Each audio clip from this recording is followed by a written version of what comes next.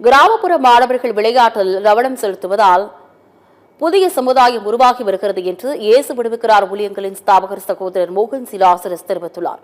நாலுமாவடி இயேசு விடுவிக்கிறார் ஊழியங்களின் சார்பில் பல்வேறு நலத்திட்ட பணிகள் நடைபெற்று வருகிறது. அதன் ஒரு பகுதியாக நாலுமாவடி இயேசு விடுவிக்கிறார் ஊழியர் வளாகத்தில் கடந்த 10 நாட்களாக விளையாட்டு வீரர்களுக்கான பயிற்சி முகாம் நடைபெற்றது. கபடியில் அர்ஜுனா விருது பெற்ற மடத்தி கணேசன் இளம் வீரர்களுக்கு பரிசு அளித்தார். பயிற்சி முகாமின் இறுதி நாளில் இயேசு விடுவிக்கிறார் ஊழியங்களின் ஸ்தாபகர் சகோதரர் மோகன் சிலாசரஸ் பயிற்சி பெற்ற மாணவர்களுக்கு சான்றிதழ் மற்றும் பரிசுகளை வழங்கி அறிவுறுத்தல்களையும் வழங்கினார். சாதிப்பதற்கு முதலாவது பெற்றோரை கனப்படுத்த வேண்டும் என்றும் புகைப்பிடித்தல், மதுபானம் போன்ற தவறான பழக்க வழக்கங்களை வெறுத்துவிட வேண்டும் எனவும் அறிவுறுத்தினார்.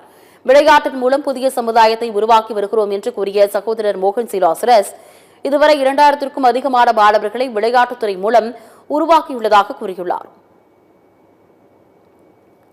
இயேசு விடுவிக்கிறார் விளையாட்டுத்துறை மூலமாக இந்த கபடி விளையாட்டுல இளம் ஸ்கூல்ல படிக்கிற பிள்ளைகளை பயிற்சி கொடுத்து உருவாக்கும் வண்ணமாக இது 8வது வருஷம் இந்த பயிற்சி முகாம் இந்த வருஷத்துல நடத்தப்பட்டது. இந்த பிள்ளைகள் விளையாட்டுல கவனம் செலுத்தி நிறைய தவறுகள் குறைந்து கொண்டு வருகிறது.